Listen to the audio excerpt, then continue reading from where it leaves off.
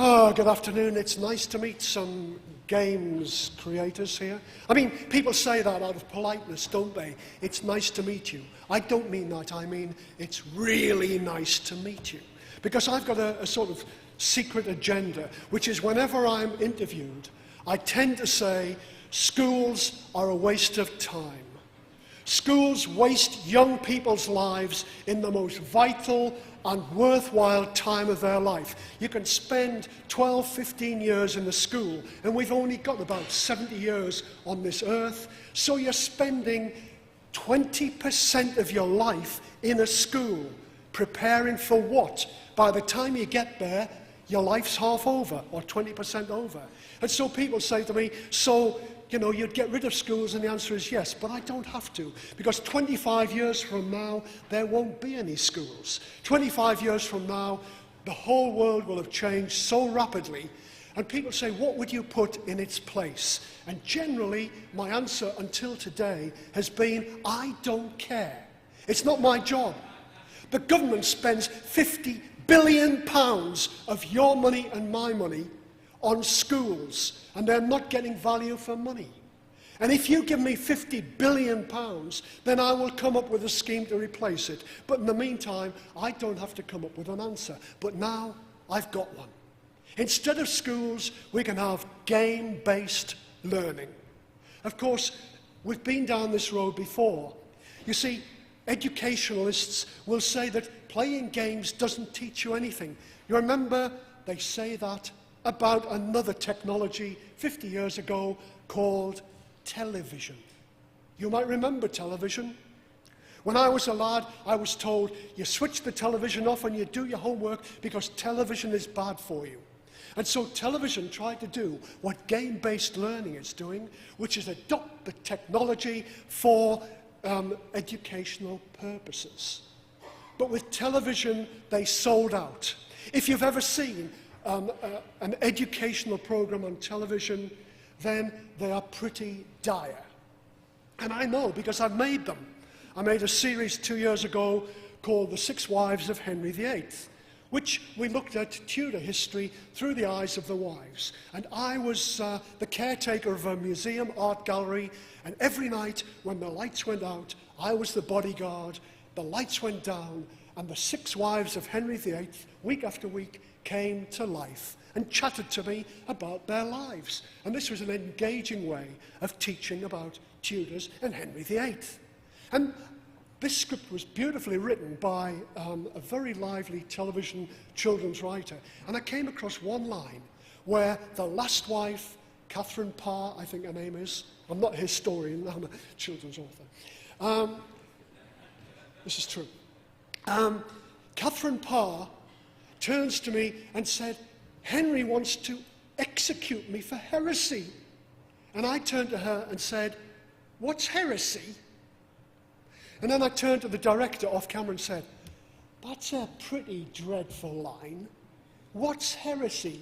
He said, yeah, the program makers insisted you must have certain key words, and heresy is one of them.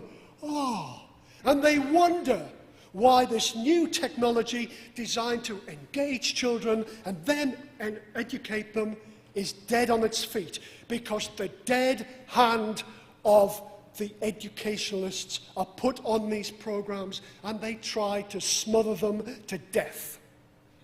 I would hope that game-based learning won't go down that route. It's at a very early stage, but the potential is endless. When I'm talking about education, I do not mean schooling. There are two very different things. You go to school, you sat behind a desk, and you were told something. That is schooling.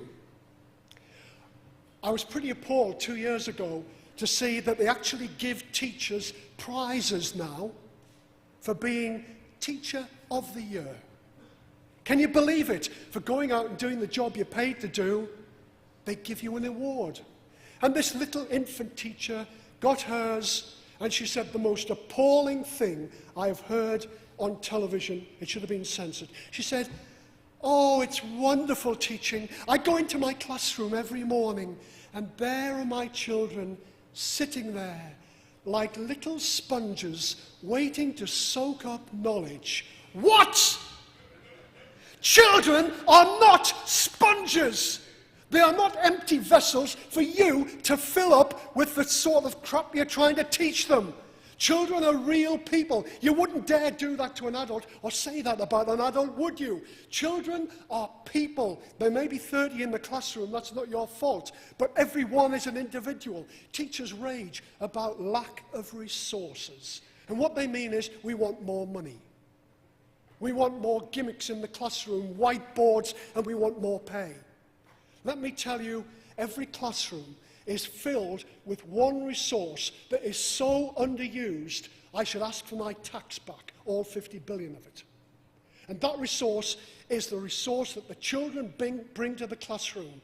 Teaching or education is not a one-way, I will fill up the sponge with knowledge. It is two-way. And when I've done teaching, I've learned more from my students than they've learned from me. But then, I wasn't a very good teacher. I had to become an advisory teacher instead. If I'd become a real failure, I'd have become an Ofsted inspector. Sorry, but I meant to say Ofstapo, of course. I'll come to them in a minute. What is education? It is not a list of facts. It is preparing somebody for the life ahead of them. What is the most important thing in this life? Relationships with other people. Nothing else really matters. I may know everything there is to know about the ruthless Romans, the gorgeous Georgians, and the Blitz Brits, but without relationships, I'm an empty, wasted person. Did teachers prepare me? Did they prepare me for relationships when I left school? They certainly did not. Did they prepare me for how to look after my money, to budget it, and not go bankrupt in a recession? They did not. Did they teach me to drive? No, they didn't. Did they teach me to operate new technology? No, they didn't. Why? Because the technology I use today wasn't even invented when they were teaching me. And this goes to show that teachers can never be prepared in advance for what is going to happen in the future. They might send them on training courses to bring them up to date, but with modern technology, what I found is the children know more than the teachers. Now, when I say that schools are a waste of time, people are horrified because they've got it into their psyche that schools are an integral part of our society. Since when? Human beings have been on this earth for 2.5 million years. I'm not a historian, but I remember that bit. 2.5 million years. Schools have been there, compulsory schooling, for 140 years at the most. How on earth did humans manage without school for 2.5 million years? Well, they seemed to manage all right, didn't they? And yet suddenly, people assume that schools are absolutely essential part of our culture. What went wrong? You see, in the old days, parents would be working and their children would be alongside them, usually in the fields or maybe in a cottage industry. So if I was knitting stockings, then I might be spinning the wool, my child might be carding it or gathering it from the sheep, and it would be a family industry. And then along came a Scotsman. Are there any Scotsmen in the audience? You've got a lot to answer for. His name was James Watt. And being a Scotsman, being a bit idle, as Scots people are. Did a good job? No. James was having a cup of tea and he watched the kettle boiling and saw the steam come out and thought, power, I could harness that power. And that is what started the Industrial Revolution, roughly, and what changed the world. Now, instead of having somebody knitting 2 stockings in a day and selling them for a shilling, suddenly there were machines to do this. Instead of 2 stockings, you had 52 stockings a day. And instead of having 2 people doing it, you didn't. You had 100 people knitting 52 stockings. My maths was never my strong point, right? Now, all of a sudden, one person could look after 52 stockings a day, and the rest were put out of work. And what happened to the children? Well, they tried to use them in the factories, didn't they? But generally, it was a bit dangerous. The children went deaf, they went deformed, and there are some nice stories about children who then went down the mines to get the coal to feed the furnaces that made the steam that powered the machines. A boy called James Morrow, who was born not far from where I live in County Durham. And James went down the pit at the age of 7 years old. And his job was a trapper. Now, to get a flow of air through the pit, you had to have doors which were shut and controlled the flow. But when a coal wagon came along, the door had to open. And you didn't have computerized technology, so you had a little boy sitting there with a bit of string in the damp and the cold and the dark. Because if he used a candle, it would cost him a halfpenny a day, and he was only paid a penny a day, so he sat in the dark. Truck coming, rumble, rumble, rumble, pull the string, let the truck through, close the door. And this was so tiring because he worked 12, 14-hour days. Young James fell asleep. He fell asleep with one of his legs over the track.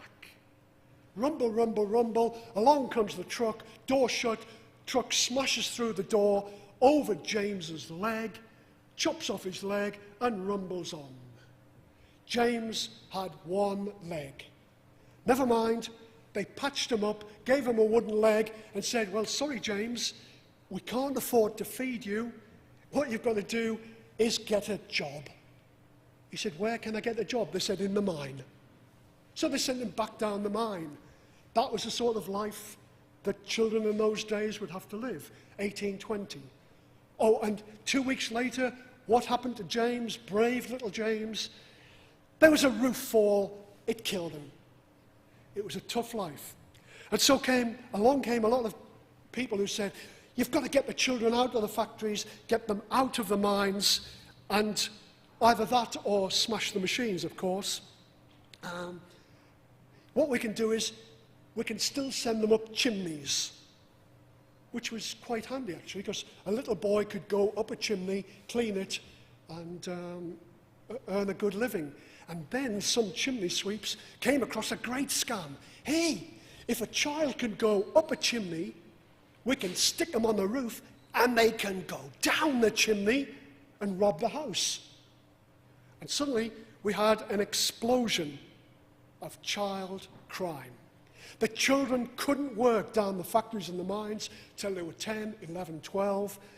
And so they began to hang about on the streets, starving and cold and begging. And somebody said, have you noticed how crime is on the increase? What can we do about it? I know, let's lock them all up. Where shall we lock them up? In a prison? Can't do that. Tell you what, we'll lock them up and we'll let somebody look after them for the day, then send them home at night. What shall we call these places? Schools. What we'll do is we will invent compulsory schooling so every child is swept off the street. Nobody thought, what are we going to teach them? Why are we teaching them? What is the benefit of this to the children? The primary aim of compulsory schooling was to sweep crime off the streets, and it's still happening, as I'll explain in a little while. So, what do we teach them? We teach them a curriculum. Oh, that's a big posh Latin word. What does it mean? Well, it means subjects. Never mind teaching them how to think or behave or interact with other people. Teach them subjects with lots of facts in. Like, well, in the private schools, which have been running for about a few hundred years, we teach them geography. Right, we'll teach these children geography. Nobody said why, but it was a subject, and so they taught geography. Discipline was critical, because these teachers had 70 or 80 in one room, and they had to control them. Because remember, they weren't there to teach them, they were there to keep them off the streets. And so the punishment was pretty harsh. Now, I went to school in the 50s, and I was caned regularly. I don't know why, because as you can gather, I am so placid and calm and no trouble to anybody. But I got caned regularly. And in Victorian times, it was worse. There were lovely punishments like take a troublemaker, stick them in a cage, and hoist the cage up to the ceiling, where they were left to hang there for about 3 or 4 hours without food or water. Or the log was another nice one. You got a very heavy log, placed it on the neck or shoulder of the pupil, and made them kneel down for hour after hour till their whole body was aching. And they said that factories were dangerous. The schools actually had one good idea, which was getting the older pupils to teach the younger ones. And this actually is not a bad way of restoring the previous 2.5 million years, where children learned by copying older people, adults and children. And of course, they then brought in a way of checking on the progress. How good is that teacher? We're paying that teacher £5 a year to teach these children. Are we getting our money's worth? At £5 a year, they were overpaying them, but what they did was they started to test the children to see the progress. And then we were really on the road to hell. Because then the teachers started to tell the big lie. If you work hard, you will pass exams. If you pass exams, you'll get a good job. If you get a good job, you'll make lots of money. And if you make lots of money, you'll be happy. Lies, all lies. None of those are true. What about fulfillment? What about when you leave school, after what I've taught you, you will be fulfilled and happy? Making money is not necessarily the way to do it. The way to be fulfilled and happy is to discover what you are good at and get paid to do it. And then along came the 20th century. And in the 1970s, you may think the cynicism might have gone, but it hadn't. Because in the 1970s, along came Edward Heath. And Edward Heath looked at the unemployment figures. And unemployment was rising in such a way it would never rise again until 2 days ago. And Edward Heath said, good grief, next September, all these 15-year-olds, oh, that's not how he speaks, more Alfred Hitchcock, wasn't he? Next September, all these 15-year-olds will leave school and our unemployment register will go through the roof, and, tragedy of tragedies, we may lose the next election. What can we do? And somebody said, well, keep the kids in school another year. Great idea. Let's do it. Let's suddenly pass a law to say the school leaving age has been raised to the age of 16. Can you imagine anything more cynical than that? Of course they came out with the mealy-mouthed stuff about, oh, well, they haven't learned enough by 15. We really need to prepare them. We'll do recreational courses. We'll do to prepare them for jobs, this sort of thing. But the truth was, it was a cynical political ploy to get children off the unemployment register, the same as in 1870. It was a cynical ploy to keep crime off the streets. I'm always reminded of a story, if you'll excuse me digressing, of a school inspector. Before the days of Gestapo, there were school inspectors. And these kids were called Rosler kids, R-O-S-L-A, raising of school leaving age, Rosler. And some poor teacher got these 15, 16-year-olds who didn't want to be there, who wanted to be out, and they were a handful.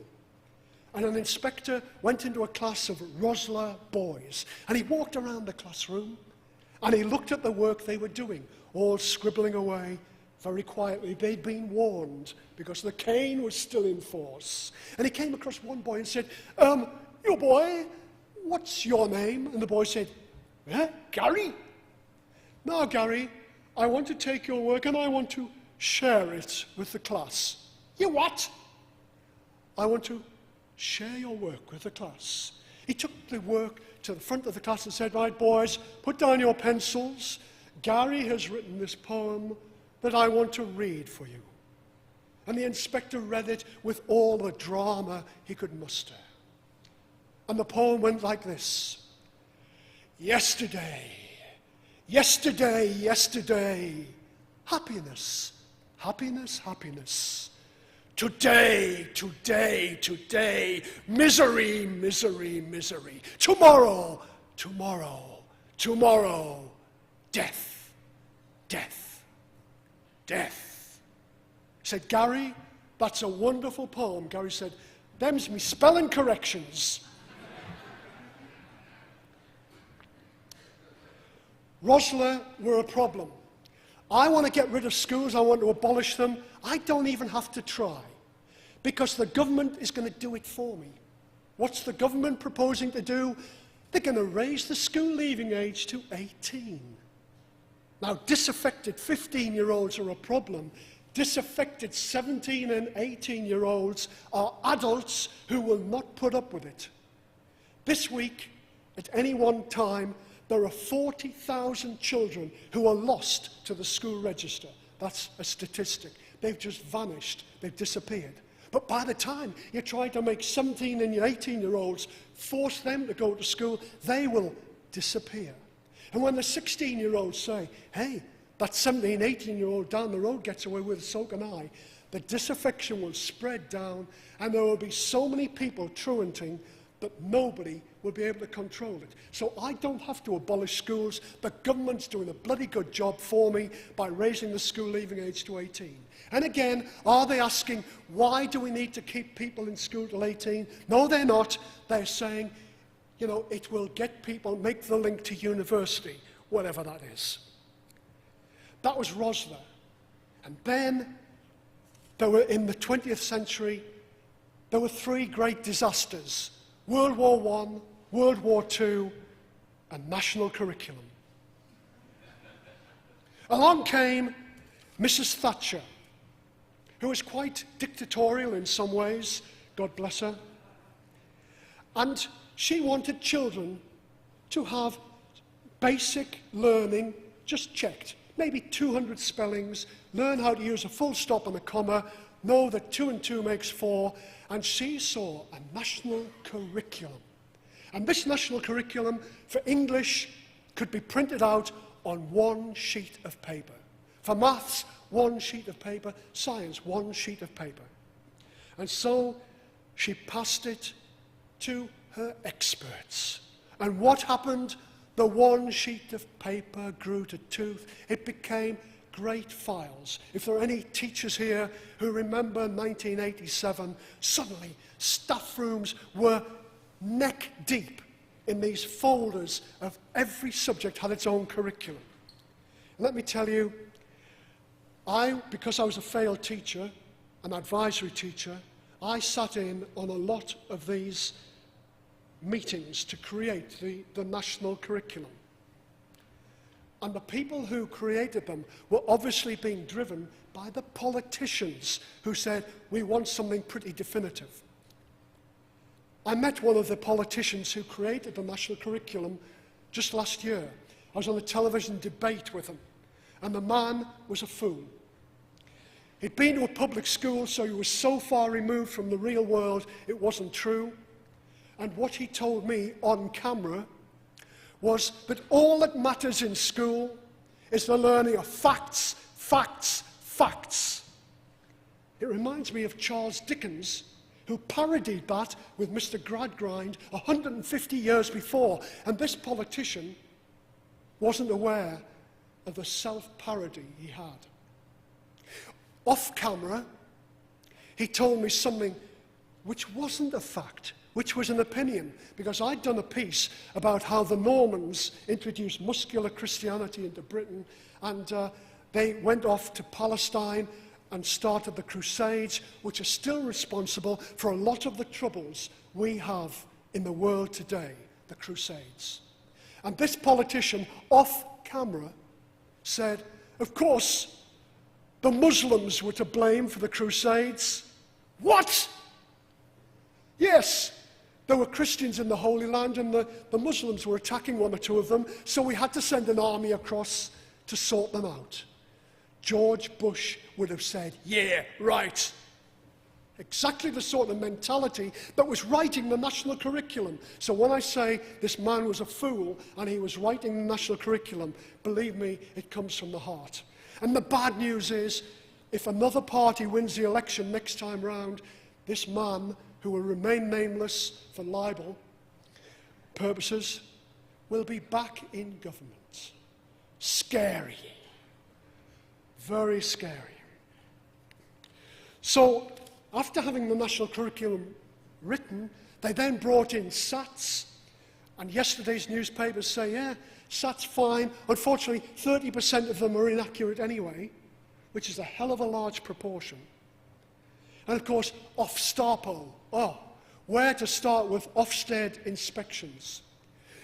You probably all have jobs, very hard jobs, you work hard. Let me tell you one of the easiest jobs in the world, being a government school inspector. It is the easiest thing in the world to stand and watch somebody else work and pick holes in what they're doing. What a cushy job. And pick holes they do, but they then attach labels to them, failing or, can do better. I'll never forget my daughter's Ofsted inspection when she was a teenager.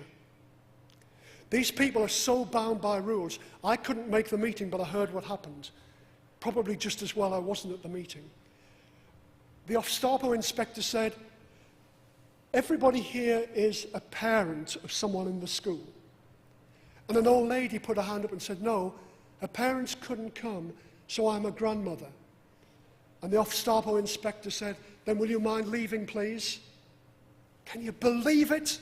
How hidebound by rules these people are. What chance is there for the British schooling system with idiots like that in charge of it?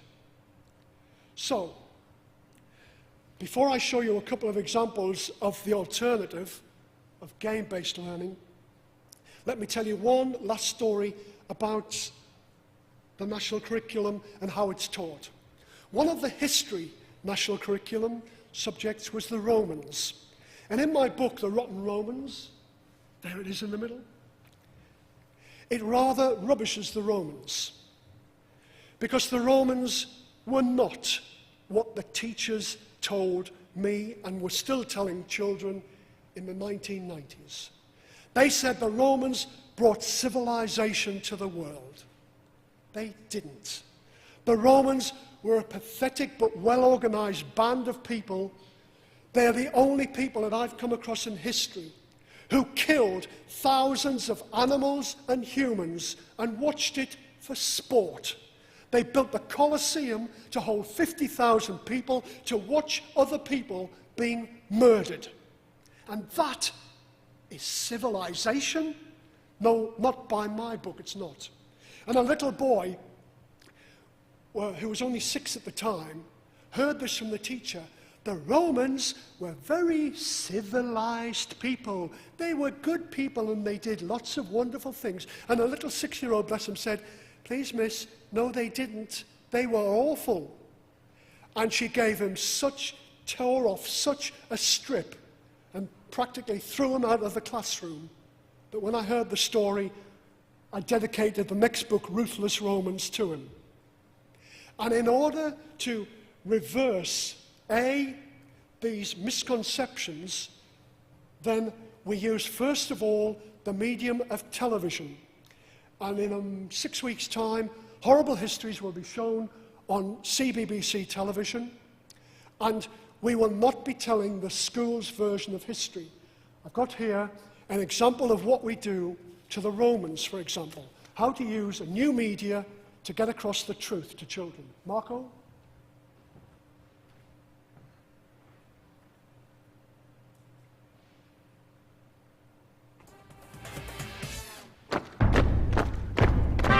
Rotten Romans. We Romans had some horrible ways of entertaining ourselves, like watching gladiators fight against wild animals. People of Rome, welcome to the final day of Emperor Titus's 100 Days of Games, to mark the opening of the mighty Colosseum. We've seen gladiators take on lions, tigers, buffalo, rhino, even crocodiles. What will they bring you today? Oh, just as long as it's not tigers. I hate tigers. Release the beast!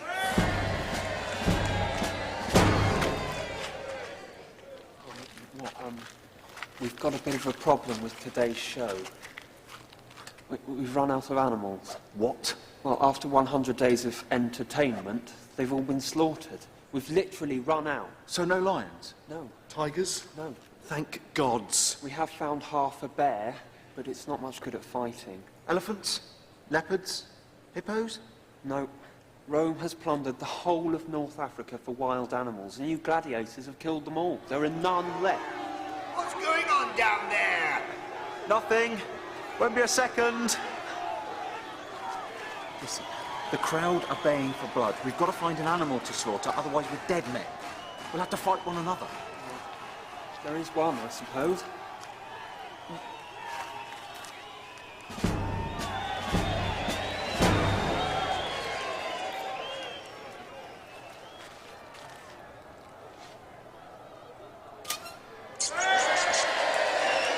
A gerbil.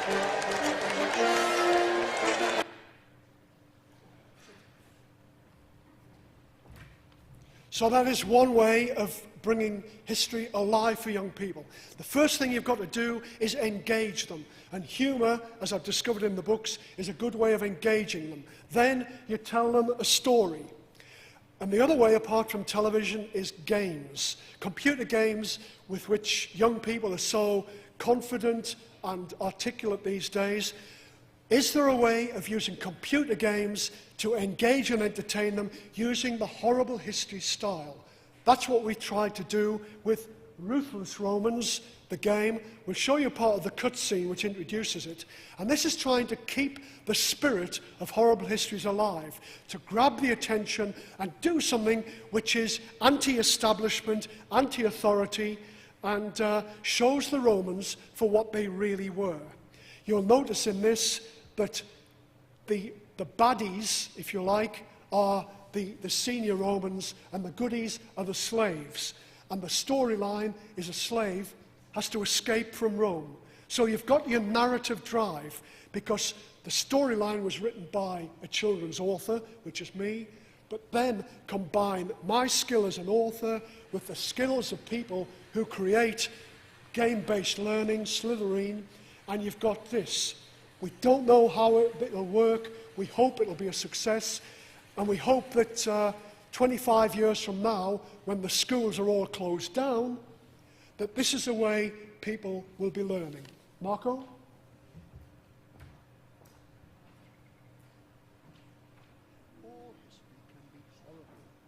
In the ancient days of Roman Emperor Commodus, it was horriblest of all. That's a statue of Commodus over there, a cruel man. Our story starts in Dacia, where the Dacians dig up gold for ruthless Roman rulers. The peasants are revolting. Well, they usually are.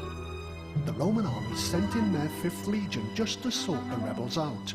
Loyal and devoted is the motto of these men. Their leader is Lucius Gladius, or Gladius the Glorious, as he likes his men to call him. Disaster strikes. The leader, Lucius, hurts his leg. Oh, he's not so Gladius now. His horses run away, which is the wisest thing to do. If the Dacians capture Lucius, why, they'll kill him. What can this noble Roman general do? Fight on to the death? No.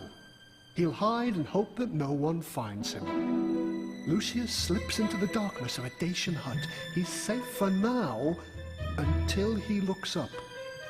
Then he sees 2 bright eyes staring back at him. In the darkness, Lucius sees the strange eyes of a frightened child. He looks at child looks at him. They both look at each other. It's hard to say who's frozen most with fear. A deadly Dacian warrior bursts into the hut.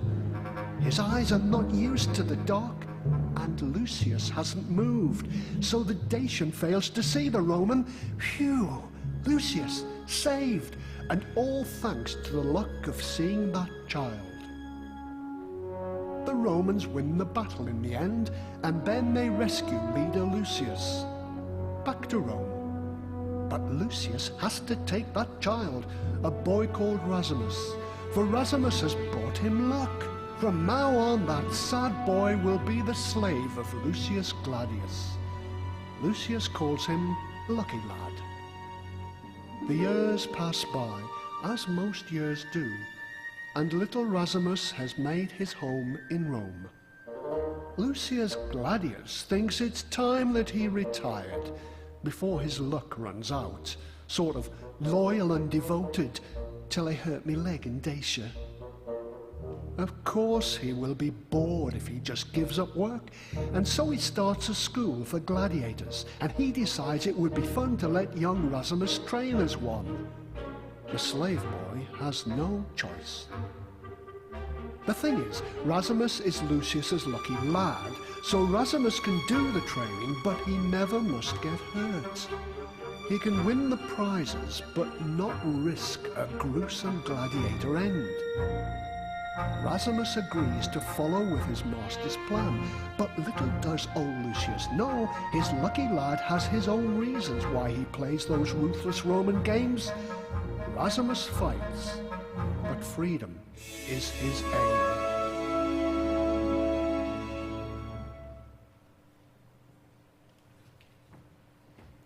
So there you have it. We're on the cusp of something at the moment.